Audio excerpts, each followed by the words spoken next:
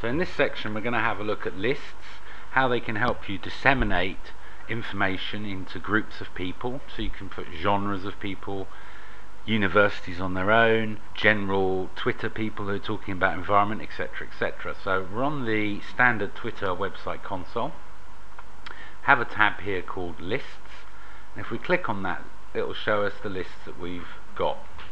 So this is a list I created. Very simple, you can type create list and start a new one, or we'll have a look at one that we've got.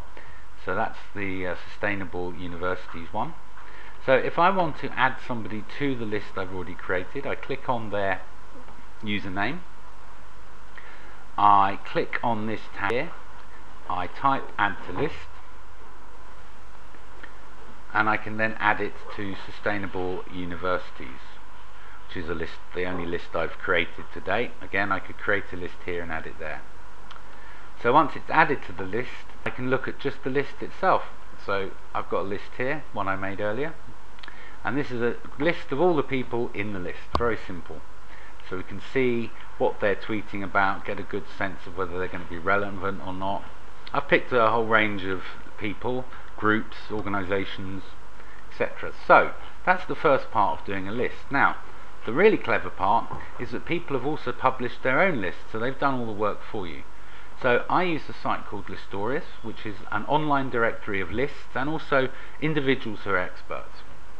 So here I've gone to the environment section and I'm looking down to see what sections there are. So we've already got the Green Journalist list that we're following. Let's have a look at this one here, Green Living and Sustainability Enthusiasts.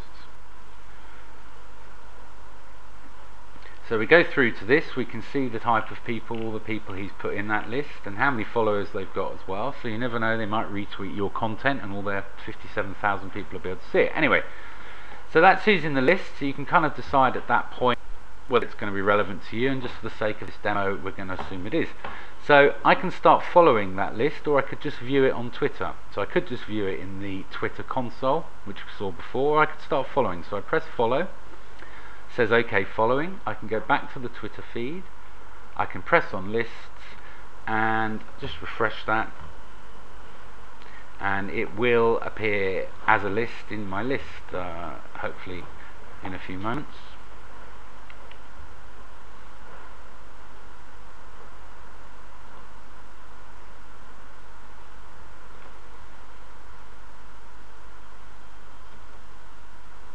So view the list page here, Sustainable Universities list. So that's one of the that we're looking at individually. And click here, and there you go, green. We've added that green list that we looked at in Listorious. And this will show me all the tweets of the people on that list. Now I'm not following the people on that list, so I can't really interact with them, I can't retweet to them particularly because I'm not following them, so they're not following me. So we do need that to be in place. But once it's done, you can see it here. Now you might also find that on these lists you want to start following these people, actually following them. So to do that, we have a rather fantastic software program which is called TweetAdder, and basically TweetAdder is a bulk tweet adder, as the name suggests. But what it allows me to do, it means I can start following people that are following somebody else, and I can also choose the people that they're following, followed and following. So either way you can do both. So we might want to follow all the people in that person's list. So we would type in the username, and then we can see there his username is Mole Family. So we type in Mole Family, and we'll be able to look at all the followers, all the people that are following Mole Family. It's going to take a little while because he's got a lot of people he's following. So it'll do a search, it'll extract all the IDs, and in a moment it will show me all the people that he's following him, sorry.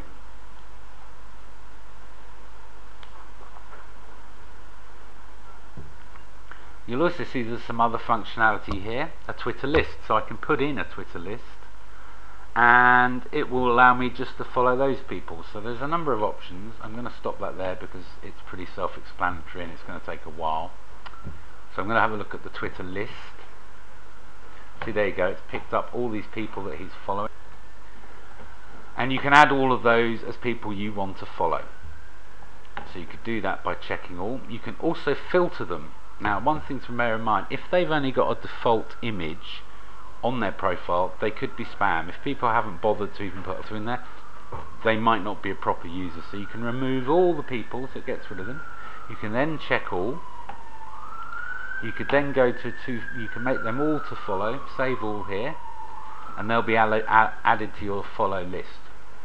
But for now I'm going to focus on a Twitter list, because I want to follow all the people in that list. So again, the Twitter username, we can see his name's Mole Family.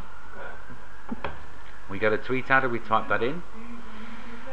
We type the name of the list in,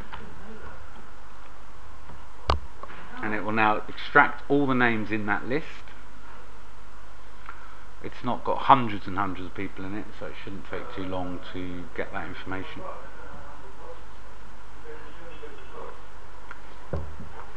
And it will bring up all the names in that list that they've created.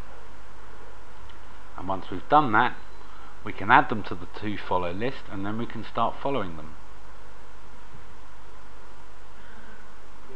It's actually quite a lot of pages, as it turns out, so it might take a little while to find everybody in there or extract the IDs.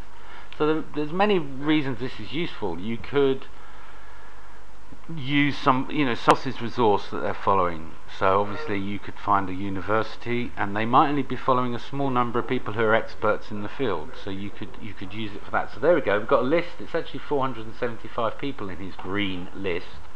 So again, we can filter, we can take out all the old photos, we can check everybody else, we can save them all.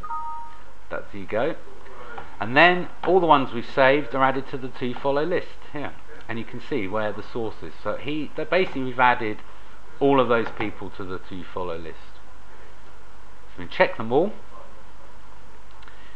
and we can start following them. So basically very simple, we just start to follow. Basically here we've got follow, unfollow users. And we click on follow users and it will start following those users. Very simple. And you can also unfollow users. There you go. So we've got follows. So we put 999 in, we press the start button, and it'll start following all those people. Now, something you need to bear in mind is you can only add initially 2,000 people to follow. The ratio, there has to be a ratio between following and follows people. Now Twitter won't let you do more than 2,000 until you've built up a certain equilibrium between the amount of people that are following you. So basically, if you say Caroline Lucas of the Green Party, if you look at her Twitter account, she's got like 27,000 people following her. There's no limit to how many people can follow her separately, but there is a limit to how many people you can follow until the ratio is sorted out. So basically, Twitter doesn't actually tell you what the ratio is, which is slightly awkward, but they'll keep adding people you can add yourself. So TweetAdder will let you add a certain amount in one go, and basically you have to come backwards and forwards each day, and eventually it will go through that entire list and you'll be following them. So pretty straightforward. Lots of different elements you can use to control your content and to output it and to follow people.